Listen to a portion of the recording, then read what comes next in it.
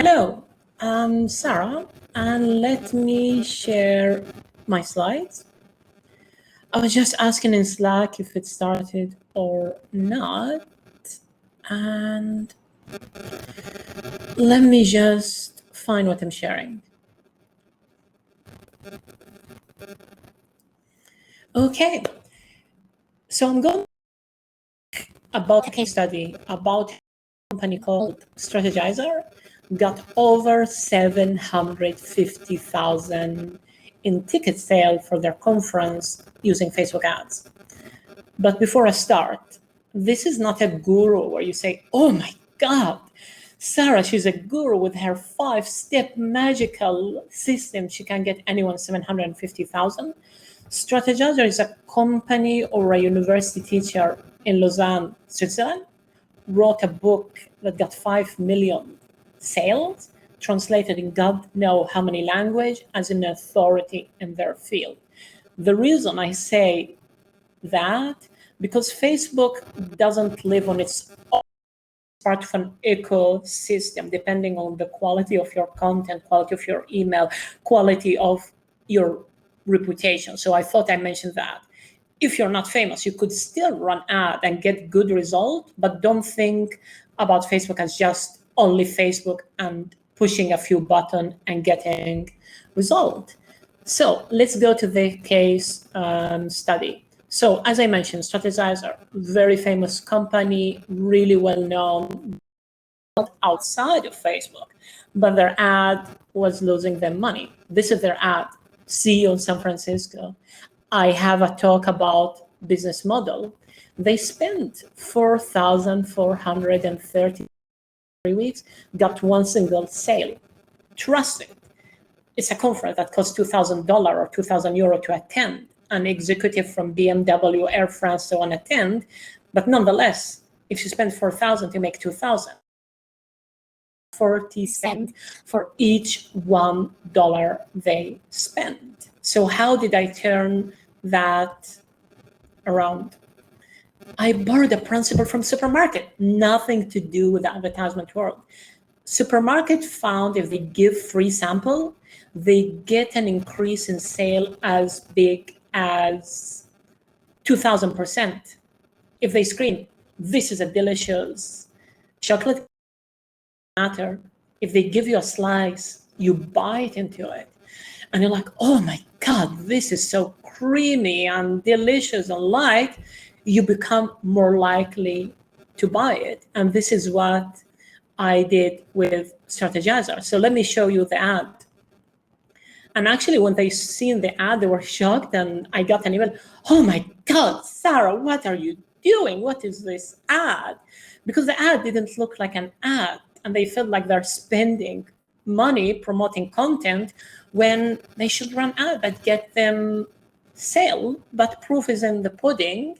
So first, it worked because it's an ad that doesn't look like an ad. And what is the ad? It's saying last year, over 100 oil company went bankrupt. The exception is Dong Energy in Denmark. They had an IPO at 16 billion. What did they do? They invested in alternative energy when oil prices was high. Want to know how successful company do it? Come to our conference, and proof is in the pudding.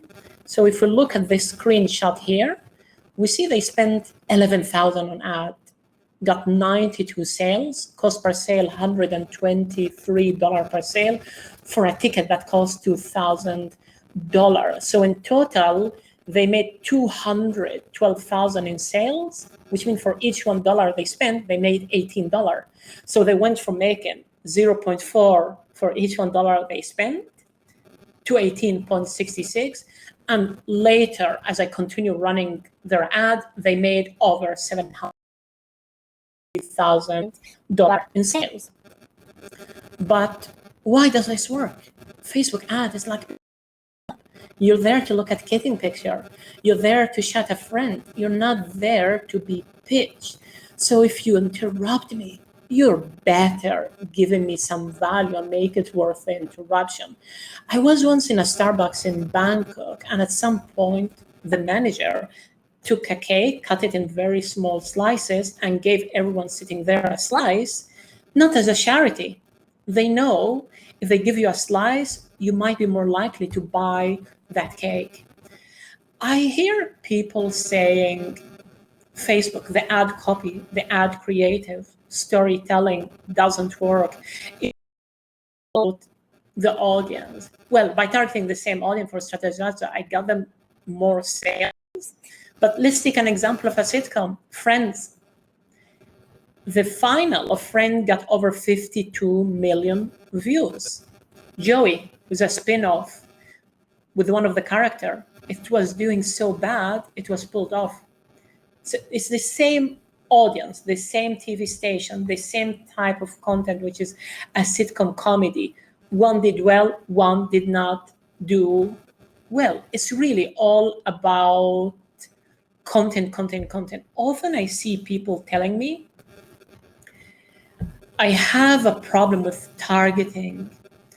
And most of the time they have a problem with content, offer, and ad creative, including the ad copy. Now, I love putting cat picture, if you've seen that. Something very, very frequent with Facebook is ad fatigue. What does that mean? Imagine you drink a cup of cappuccino, you're going to have a mustache, you drink again, you have less foam, you drink again, you have less foam, because this is interruption marketing. Think about it as a sitcom like Big Bang Theory. Maybe they play on Thursday, they get 3 million views. They play a replay on Sunday, they get 2 million views. Maybe they translate it to Spanish, Italian, Japanese, whatever, and they get more views. But if every time they play episode one, you would stop watching it. The reason people continue watching it and you maintain people's attention is each time there is a new episode. So how do you detect that there is ad fatigue? In traditional advertisement, you would offer an ebook. Maybe your cost per opt-in is $3. After a while, you see that the $3 cost per opt-in became $10. You know, I need to give people new content. But in this case, the cost of each ticket is $2,000, and people might click today and they buy 3 weeks. They still need to take time off work. They need to buy the airline ticket, book the hotel. It's not a decision they take in 2 minutes. So for this, let me find the correct. Here we go. I looked at click-through rate and CPC. So if a campaign started as a CPC of $1 and later the cost per click became $2.33, as we see here, it means people got tired of the ads. And suddenly what do? I give them new content, new ad copy, and suddenly the costs go down. Of course, after a while, once you see the sale, you could use the sale as your guideline. And you would look at the ad copy and say, oh my God, do people really read long ad copy? I heard people only read short ads. And if you look here, this ad that tells the story about Lego, how they nearly went bankrupt, what they did to change, 22 comments, 234 shares, nearly 1,000 likes. It means people are reading, but this is important because if you just say, show up at our conference, people don't have a reason to comment. They have a comment to say, stop spamming my newsfeed. But if you give them content, they have an opinion on that content. Like here saying, no, I disagree with what you wrote. Lego did 1 billion things other than what you said, but this is called engagement and increase the relevance score of your ad. It tells Facebook that people like your ad and Facebook become more likely to show your ad to more people.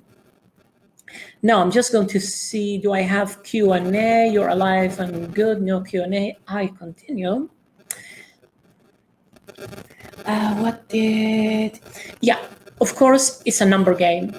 So let me go here. I had 5 different ads one ad telling the story about Dong Energy, the other smartphone manufacturer, how they spent nothing on marketing, but because they spend nothing on marketing, they're able to give people cheaper smartphones, and that generates more demand. And I had like 5 ads for the first conference. After a time was maybe 20, 30 ads. And you see that the first ad got 4 sales, $271. Sales at $81. It's a content game. Imagine somebody making 5 movies, writing 5 books, etc. Maybe there is one book that gets 5 times more sale as all the others. You need to try a lot of content. Now let me go back to my site. So how do you write good ads? You don't write good ads. You don't start with a blank page. A good ad is 90% listening, 90% reading, 10% writing. This is a picture I took at their conference in Berlin, because to write good ad, I need, or to give people a pre-taste, telling them, this is how delicious the chocolate brownie is. I needed myself to take a taste of the chocolate brownie. So what I did, I watched their YouTube channel, I read their book, I read their blog posts, I've been to their conference, and each time I have an aha moment, I write some notes. A good ad is you're assembling copy, you're not writing good ad. By the way, what you see here is a case study that used to be published on Ad Espresso, but for SEO reason, they took it down because it's older than 3 years. If you want a copy of the whole case study written as a PDF, you could send me an email at sarah-sal.com. Now that we talked about ad copy, we talked on how ad copy can make a big difference. How do you write ad copy if you know nothing about writing, if you're not a good copywriter? I'm going to give you a lot of examples, but first, just to answer the question, do you read long ad copy? They read it, not boring. They read it as long as it provides value. If it's boring, they're not going to read it. So if you think about the long, scammy online marketing, oh my God, it was poor and broke, and I had only $1 to my name, and now I have 50 Ferrari, and I'm richer than all Sheikh. This doesn't work. Now, just to show that long ad copy work, this is an ad for learning Spanish. And in it, I said, in Starbucks, in a Spanish-speaking country, instead of writing exit, they wrote success because they translated things literally. Let's look at the comment section. It got like 1,300 comments, 900 share, crazy likes, but people are reading it. I mean, people are not spamming it. I mean, the topic is learning Spanish. Here, they're writing about Spanish, and here you have 9 people who left a comment. I think there was even one ad that got 61 replies. Somebody say, oh, German is the easiest language for English speaker. And you notice people are having a discussion back and forth between them. Actually, people will leave a comment. They tag the person that left a comment, say, no, I think it's Swedish the easiest, it's the hardest. I am German, I'm English, I'm Spanish, etc. And kept on for a few weeks, even after we paused the ad. This is how good relevant ad copy does. Now let me close this ad just so my browser doesn't get stuck. So how could you write ad? What is one misconception people have about your industry? Every industry does have a misconception. One misconception is that kid, their brain is able to learn a language easier. No, they have more free. Think about it this way. A kid might want ice cream, but they don't say ice cream. They say, Kim. You don't understand them. You say, what? They keep repeating it for 1 hour while kicking on the floor and crying, but that's 1 hour of practicing the language. if tomorrow I go to Starbucks in Spain, they don't understand my Spanish, I switch to English. I'm not going to go to Starbucks, cry on the floor for 1 hour till they understand I want a double espresso and one vegan croissant. Hour I didn't practice the language. The reason adults learn slower is they have the comfort of switching to a language they master better. And this is one ad copy we wrote about. It's a misconception, and it did extremely well. Again, crazy engagement. What else can you write? What makes you unique? Think about it this way. Whatever niche you are, there are chances there is 300, if not 3,000 of your competitor also using Facebook ad. And I often like to be provocative when I have a client. I say, but there is 50 people in an industry doing the same thing. Why should even anyone consider you at all? And then they become defensive and say, this is why we are different. I say, this is your ad copy. One client was Viva Lux. They make custom Asian outfits. And there are somewhere in the middle market. You could get something custom made and it's very expensive. Or you could buy something cheap quality. And here it's no. You send me your measurement. You tell me how big your shoulder, how big your arm, how big your leg, how fat or thin your stomach is. And we make something that fit only and only you. And just by saying what makes them unique, they were able to sell and have a reduction in cost per sale. Just lubricating my throat. Okay, other thing. What is a question? Example of what make people unique as an ice cream brand is not a Facebook ad, but you notice one of the things they say about themselves. I'm trying to find it. Maybe, here we go. They talk about the quantity of air people put in their ice cream.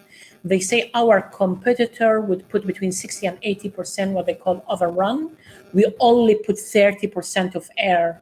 It makes our ice cream rich, creamy, and more dense. I mean, Facebook ad, in a sense, is about disqualifying your competition.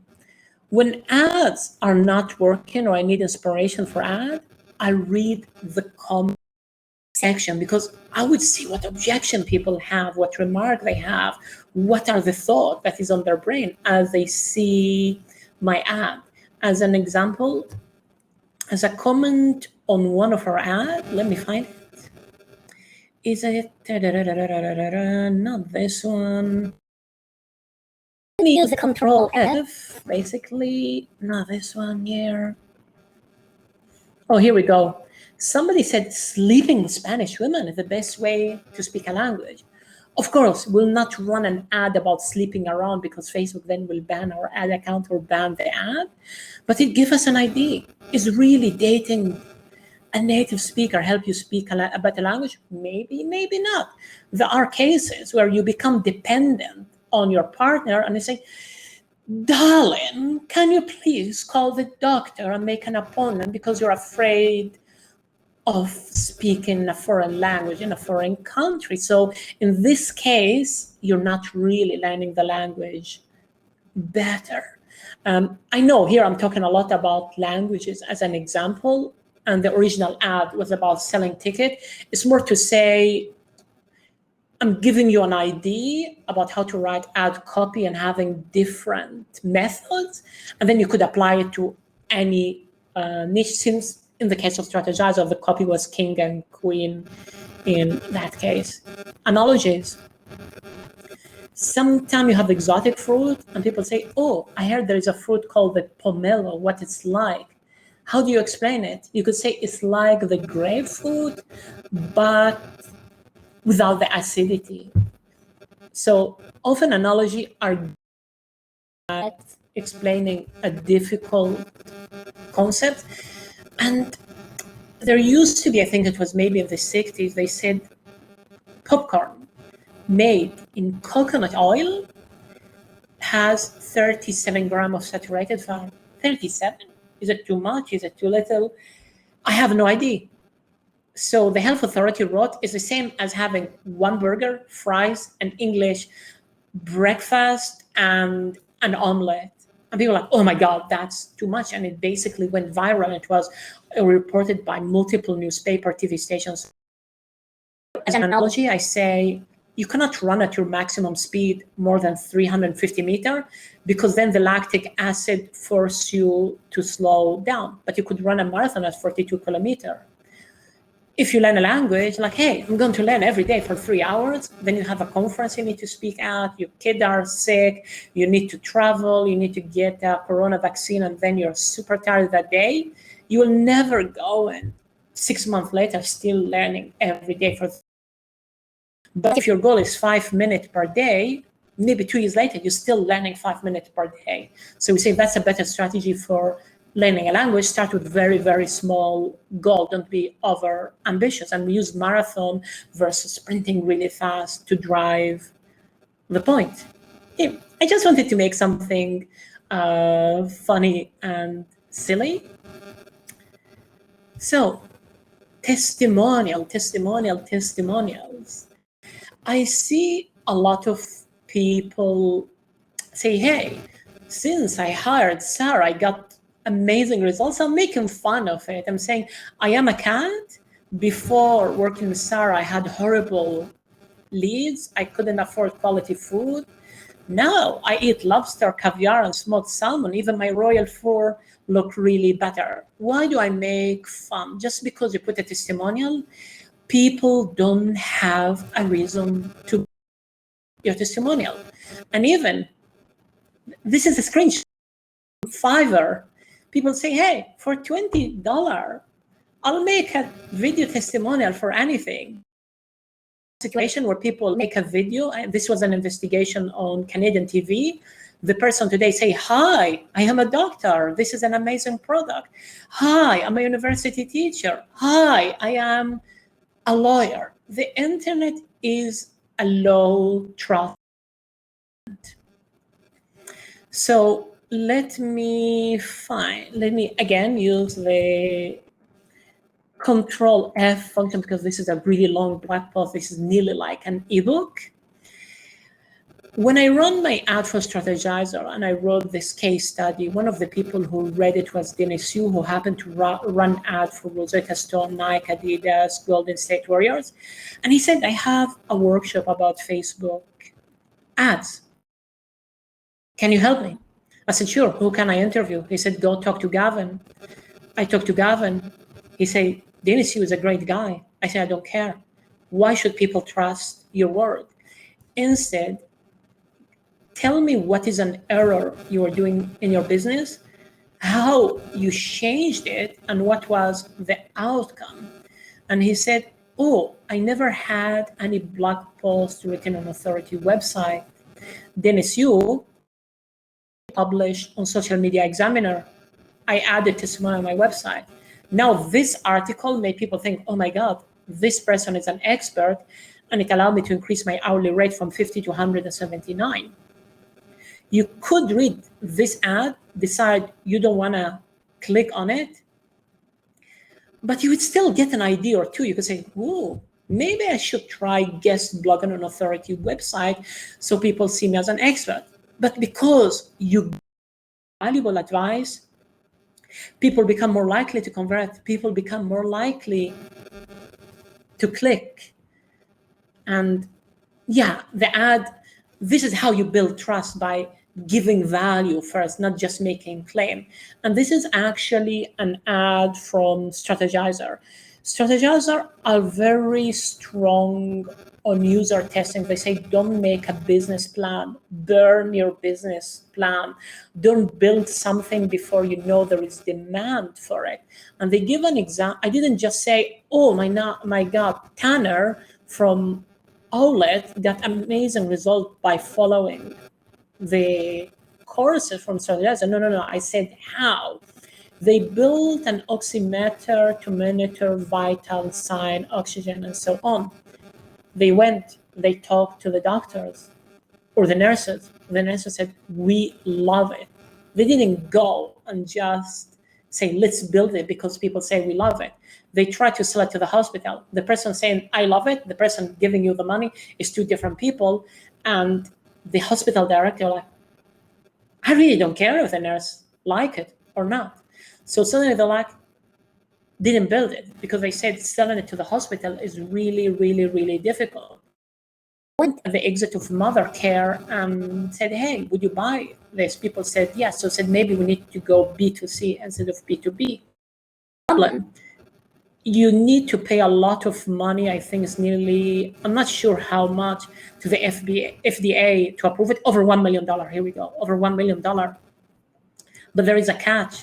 If there is an alarm, then somehow the FDA say you need to have the product approval. If there is no alarm, so it's pull notification, not push notification. So the mother that has a baby iPhone and see, oh, is my baby doing well? You don't need the FDA approval. I mean, fast forward, they sold 30,000 worth of baby monitor even before it got sold, before it got manufactured, and even raised 15 million. You see, there is this story, like what they did. So they're like, maybe I should do the same instead of writing a business plan. Now, I'm just going to check if there is any Q&A. If there is, I don't have a Facebook course, but, you know what? I'll look at the Q&A later. But I would answer them all. I'm just seeing if I need to slow down and answer the question or just continue going. So now you wrote a good ad copy. How do you know it's working out? Because I see people, I show them the example, then the only thing they wrote is a long copy. They wrote something with storytelling. But when I look at it, I say, it doesn't add value. It's not persuasive. So I created a blog post here that is kind of like a checklist about once you wrote it, how you could make your ad copy go through that checklist. Of course, we say you don't want engagement for the sake of engagement. So imagine I'm in Italy and I say, Italian grandmother make the best food in the whole world. People are like, yeah, Sarah, you're right. I said Italian grandmother make really good food. People don't have any reason to give me money, right? And that's what people make on Facebook. Do you write using a pen or a pencil, and maybe you sell underwear for horses? That's the first example that came to mind. So this is why I said, okay, I have the ad that got 1,600 comments, but we don't want meaningless engagement. So this is the ad that I showed you earlier. And then there is a checklist. Let me find it. Yes, you don't want to write in a language that is abstract because life is not. Imagine I said, Holiday Inn hotel, they would say, we have great customer service. And so the Ritz-Carlton, one is $500 a night, the other is $60. But there is a real story. There was an American family who flew from the United States to Bali in Indonesia. That's like what, a 20-hour flight? And they had lactose-free milk because their kid had allergy. Well, you know what? In 20-hour flight, it's spoiled. The Ritz-Carlton went everywhere in the town trying to buy the same milk. They could not. And actually, a manager knew that they sold that milk in Singapore. He called his mother-in-law and said, please go to the and take the first flight to Bali. Now, this tell me why the Ritz-Carlton is worth the $500 if you have the money, of course. And don't get in debt, go bankrupt just to go to Bali. Eliminate the guesswork around the benefit. People are lazy. You're on Facebook, you see a chat notification. There is that political argument that you're really passionate about, and your brain is out the benefit. Imagine, I'm trying to think of an example. If I said vitamin D is healthy or vitamin E is healthy, you'd say, so what? I don't care.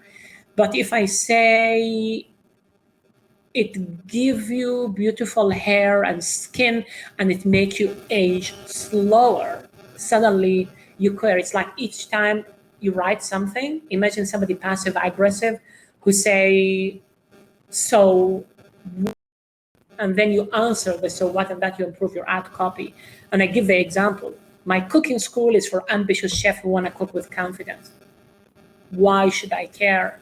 Well, 90% of our students have worked at a Michelin star within 3 weeks of graduation. That's more attractive. This is the why should I care about vitamin E. Angry comment are your best friend. I often run ad and they delete the bad comment. Or even some of them are like, oh my God, I want to tell them how to earn money online. Those ungrateful bastards are insulting me. How dare they? Well, you know what? Those angry comments tell you how to improve your ad, tell you why people didn't understand it, tell you the objection, how to improve it. So I ran an ad for a software as a service targeting veterinarian. And one thing I said, you could see a patient every 10 minutes. That's how you make money. And people were leaving angry comments saying, yeah, this is how the quality of the care gets bad. And this is how we get burned out. You see? So I rewrote the ad. People didn't understand it. I said, if you're in a restaurant, the chef is not the one who take your order. He's not the one who give you the change. He's not the one who wash the dishes. He's not the one who peel the onion. He has people working for him. So when somebody bring a cat or dog, can take the temperature of the cat or dog, ask what's wrong, write to the note at the end. The doctor doesn't need to be there for the whole meeting. And people said, oh, I love this ad. And people did get. But most importantly, ads that don't look like an ad do better. Why? 30% of internet users are using ad blocker. That's how much they hate ad. So whenever they see an ad, their brain says, skip that, skip that, skip that. And this is an ad I wrote, and in the comment section, I would need to scroll really to see it. A few people were saying that they read it. Oh, no, this is the ad. No, okay. This is not the ad. Not sure even why I put it. Okay, that's another point. This is the ad. And if you look at the comment section, there are people who says, I read the entire copy and the article before I even knew it was an ad. If you read an ad after it gave you value, that's not a big deal. And here, it was basically me promoting my copy hacker article and saying the story of a company in the UK called Mr. Thompson. They hire people out of jail. Why? Nobody wants to hire people with a criminal record, but this is how they found their best employee and most loyal employee and people who work really hard, because those people said, hey, nobody gives me a chance. Now that somebody gave me a chance, I'm thankful for that. So yeah, now let me go to let me stop sharing and let me just answer the question. If I figure out how to stop sharing, oh, come on. Stop sharing. Do I have a Facebook course? I do not have a Facebook course. Actually, let me share a last thing. Let me reshare my screen.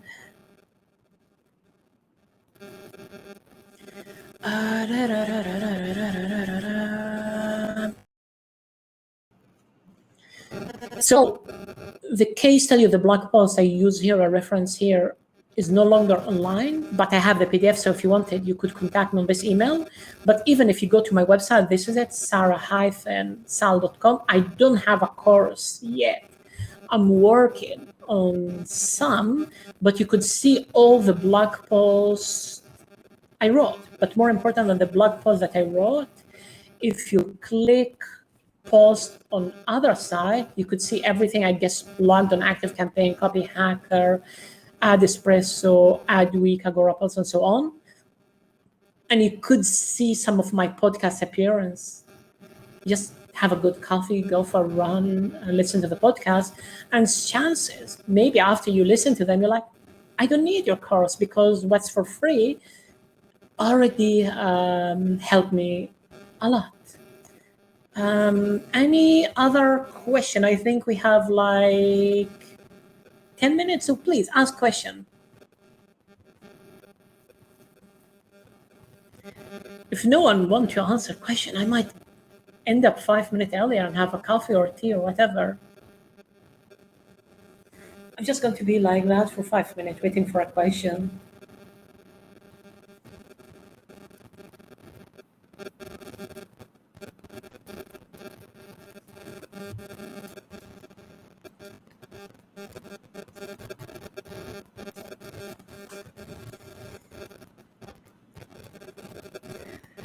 Okay, I see there is no questions, so I'm going to end the session 8 minutes early, and that gives you extra time to have a coffee, slice of cake, go for a jogging or whatever. Okay, yeah, take care, everyone.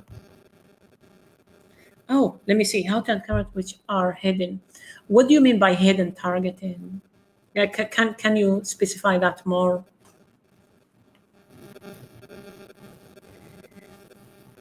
I think we need to differentiate between two things, Google and Facebook. Google, somebody is looking for a very specific product, and you just raise your hand and say, I can give it to you. Facebook, you need to build the desire. So Google, there are very specific keywords where you could say, this audience is more likely to convert. That's not the same for Facebook. I mean, Facebook targeting is very, very broad. Sure, you could go business to business and say, I'm targeting American Dental Association, American Veterinary Association, or American Dental Journal. But more important than testing content, testing targeting, test the type of content you're going to give people. Let's imagine I'm London Tourism Board. I cannot say party 24/7. And then the next ad is party till 5 in the morning. Then the next ad is party every day on the week, because the person who's 80-year-old in a wheelchair might not want a party. But if I say there is food from 100 nationality, there is over 300 museums, there is amazing architecture, there is a botanical garden, then different people from different audiences are going to convert. The other thing, you want to go by stage of awareness.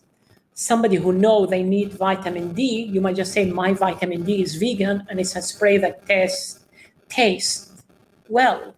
Somebody who doesn't know why they need vitamin D, you might want to explain them how it helps the immune system, or how not having vitamin D might lead to depression, or how, is it potassium? No, not potassium. I have no idea.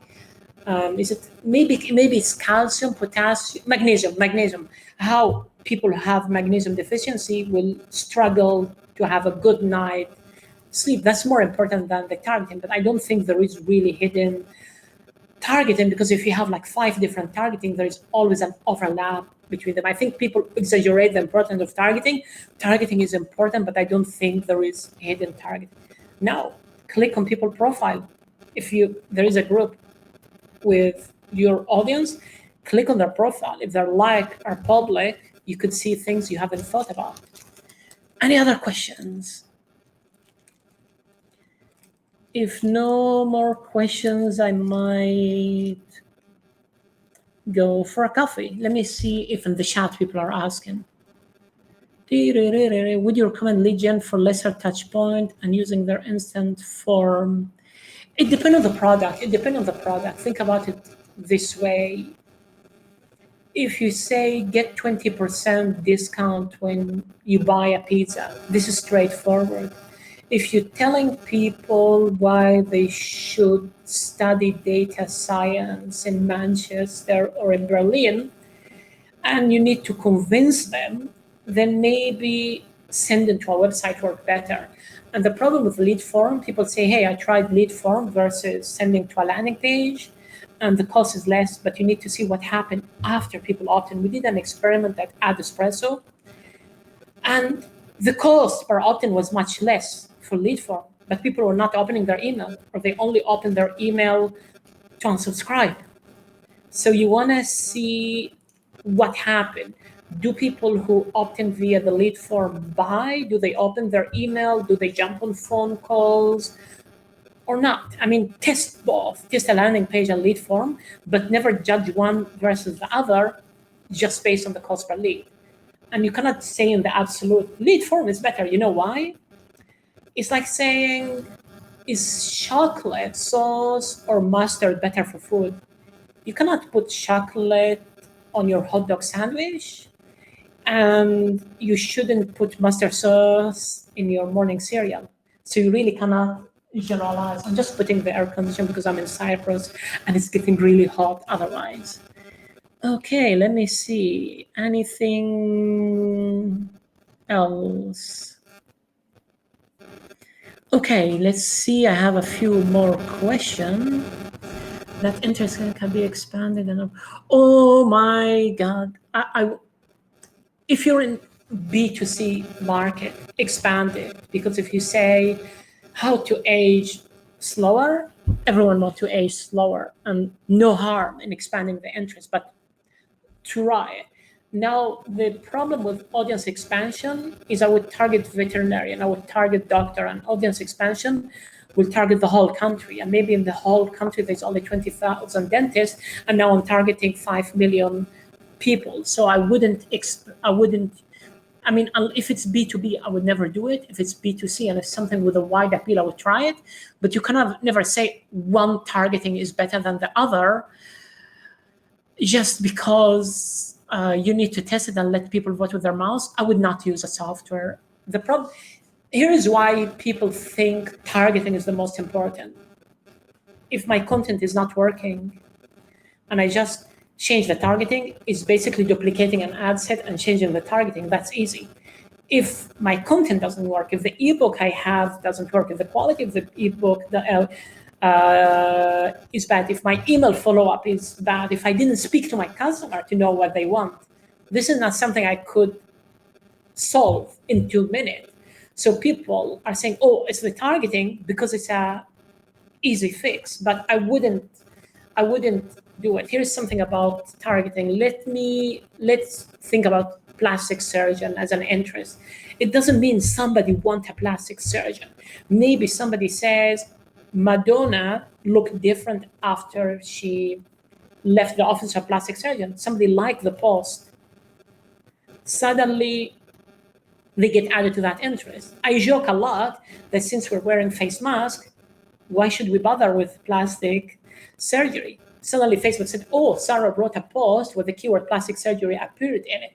And this is why I wouldn't buy software or hidden, because if you have a few interests, you're not going to reach a new audience otherwise. Okay, I see my session ended. So I'm just going to quickly see if there is anything not answered. Okay, perfect. So I would end the session because I'm like 5 seconds late. Okay, take care, everyone. Okay.